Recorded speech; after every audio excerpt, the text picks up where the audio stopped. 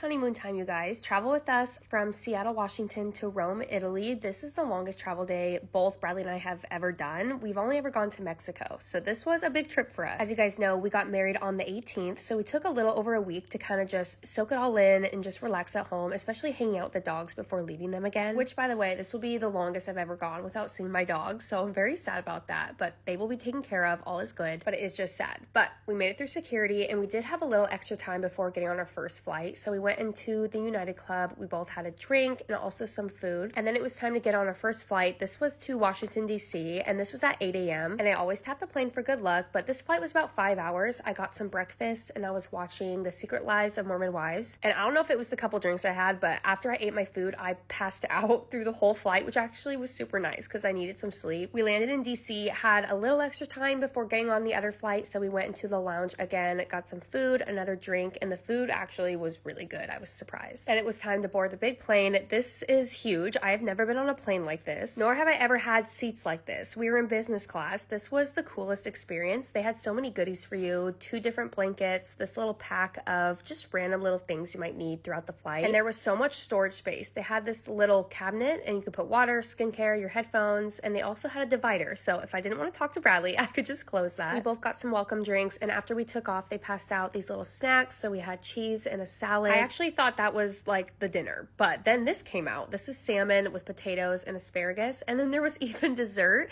I couldn't decide which one I wanted, so I asked him if I could have both, and he said yes. At this point, I was so full, so I was ready to try and sleep through the flight because jet lag was going to be a pain. I already knew that. Slept for about 3 hours, woke up, fell asleep again for maybe an hour or so, and now we're getting close to landing, and it's 8 a.m. in Rome, so then they're giving us breakfast. Bradley was struggling. He was so tired. He barely slept the entire flight, but we made it. We landed. First stop was to go get our luggage, which I'm not sure what the airport did, but my Bay's suitcase is dented, like completely dented. I did arrange private transport from the airport to the hotel. My mom was saying that this would be the best way to get there. We were shocked as soon as we got to the city. It is so beautiful, and unfortunately our hotel room wasn't ready yet, so we freshened up in the bathroom before walking around, spending some time. And if you know me, you know how I feel about Aperol Spritz, and I saw this outside a restaurant. I was like, yep, we're going here. So this was my first Aperol in Italy. It was amazing and perfect timing because the room was ready right after we finished eating. So we got to the room, we checked in. It is beautiful. I love all the decor in here and the colors. It's so cute. At this time, it was 1 p.m. in Rome, which would be 4 a.m. back at home. So we had been up for like 24 hours at this point and definitely needing